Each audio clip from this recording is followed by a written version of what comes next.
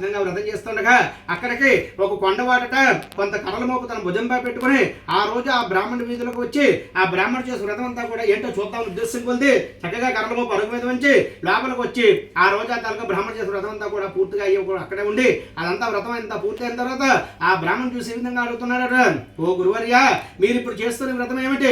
ఇది చేస్తే ఏం ఫలితం వస్తుంది? మొత్తం విషయం అంతా నాకు పూర్తిగా తెలపండి అని అడిగాడట. అప్పుడు ఆ తలక బ్రాహ్మణుడు ఈ విధంగా చెప్తున్నాడట, ఓయి, ఇది శ్రీ సత్యనారాయణ స్వామి వ్రతం. ఈ వ్రతం కానీ చేసుకున్నట్టయితే సకల కోరికలు కూడా సిద్ధిస్తాయి, సకల ఐశ్వర్యం కూడా మనకు కలుగుతాయని కూడా చెప్పాడట. అది విన్న ఆ తలక కొండవాడు చాలా ఆనందించి చక్కగా దాహం తీసుకుని ప్రసాదం గ్రహించి భోజనం చేసిన తర్వాత ఇంటికి వెళ్ళిపోయాడట. అయితే అలా వెళ్ళాడే కానీ ఆ కొండవాడు ఆ పంతులు గారు చెప్పిన వృత్తాన్ని ఎలాగైనా తాను కూడా చేసుకోవాలని సంకల్పంతో ఆ మన్నాడే చక్కగా నిధులు లేచి కొంత కర్రలు కొట్టి ఓ మోపులా కట్టుకుని తన భుజంపై పెట్టుకుని ఈ విధంగా అన్నాడట, ఓ స్వామి, నా యొక్క జీవన వృత్తి అంటే నేను బ్రతకడానికి గల ఆధారం ఈ కర్రలు అమ్ముకోవడం కనుక ఈరోజు ఈ కర్రలమ్మగా ఎంతైతే ధనం వస్తుందో అదంతా కూడా నా తోలక భుక్తి కోసం కాకుండా నీ వ్రతం చేయడానికి వినియోగిస్తానని కూడా చెప్పి ఆ రోజు చక్కగా ధనవంతులను ఆ కర్రమ్మగా పూర్వధనమ్మ కంటే రెట్టింపు ధనం వచ్చిందట.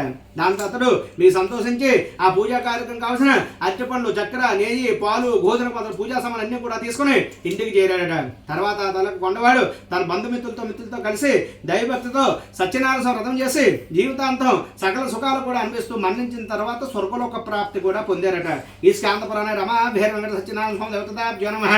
ఇది ద్వితీయోధ్యాయ సమాప్తః ప్రారంభః. ఓ మునిశ్రేష్ఠులారా, మరొక కథ చెప్తున్నానండి. పూర్వం అట ఉల్లకాముకుడు అనే ఒక రాజు ఉండేవాడట. అతడు ఇంద్రుని జయించిన వాడు సత్యవంతుడు, ఇప్పుడు కూడా అబద్ధం చెప్పేవాడు కాడట. అయితే అతడు ప్రతిరోజు కూడా దేవాలయాలకు వెళ్తూ అక్కడ ఉండే బ్రాహ్మణులందరూ కూడా అనేక దాన ధర్మాలు చేస్తూ సంతోష పెడుతున్నాడట. అయితే అతని భార్య చాలా సౌందర్యవతట, మంచి గుణం కలదట. అయితే ఈ రాజ దంపతులు కూడా ఒకనొక సమయంలో భద్రశీల నది అనే ఒక నదీ తీరాన్ని శ్రీ సత్యనారాయణ స్వామి వ్రతం చేసుకుంటున్నారట. ఆ వ్రతం ఈ విధంగా చేస్తుండగా ఆ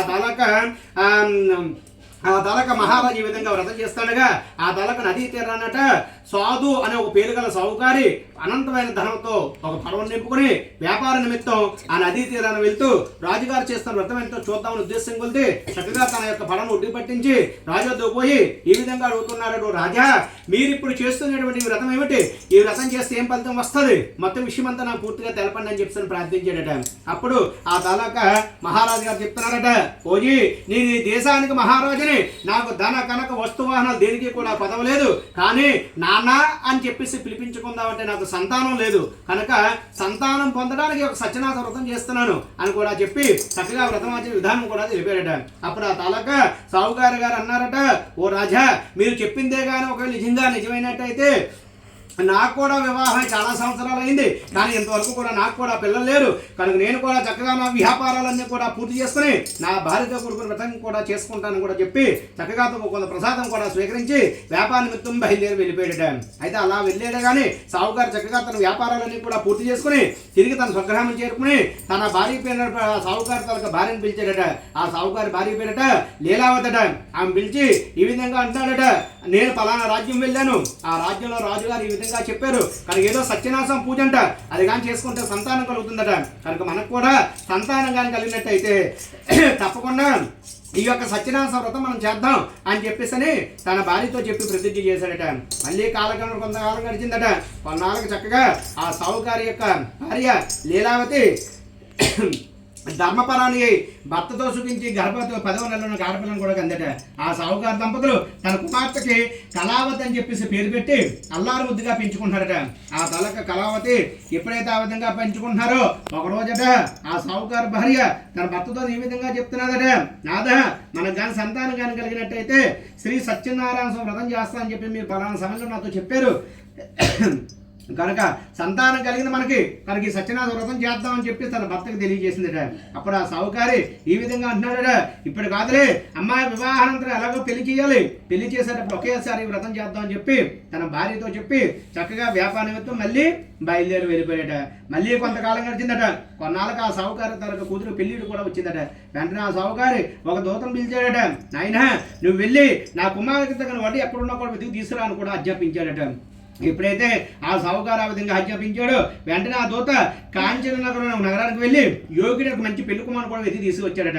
అతను అన్ని విధాలు కూడా తన కూతురికి తగిన ఈడు జోడు ఉండడం చూసి వెంటనే ఆ సావుకారు ఏం చేశారు, తన కుమార్తెను కళాతులు కూడా ఇచ్చి చక్కగా అంగరంగ వైభవంగా పెళ్లి చేయించాడట.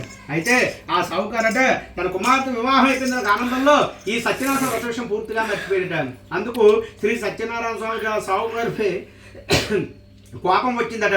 అయితే వ్యాపారానుభవని పెళ్ళిన సావుకారట అల్లునితో కూడా వ్యాపార నిమిత్తం బయలుదేరి సముద్ర తీరానికి గల రత్నసానపురము అనే నగరానికి బయలుదేరి వెళ్ళాడట. ఆ రత్నసానపురమున చంద్రకేతు అని మహారాజు పరిపాలిస్తున్నాడట. ఎప్పుడైతే సావుకారులిద్దరు కూడా తన వ్రతం చేయలేదో శ్రీ సత్యనారాయణ స్వామి కోపించిన వాడే ఈ సావుకారులిద్దరికి కూడా అనేక దారుణమైన కష్టాలు కలుగ్గాకని కూడా చెప్పించారట. ఎప్పుడైతే ఆ విధంగా స్వామివారు చెప్పించారు ఆ రోజు రాత్రే ఆ చంద్రకేతు మహారాజు తలకు ధనాగారం నుండి కొందరు మాయారూపంలో దొంగలు కొంత ధనాన్ని ఎత్తుకుపోతూ ఈ సావుకారులు ఎక్కడైతే విశ్రమిస్తున్నారో అంటే పడుకున్నారో వారి వద్దకు చేరుకున్నారట.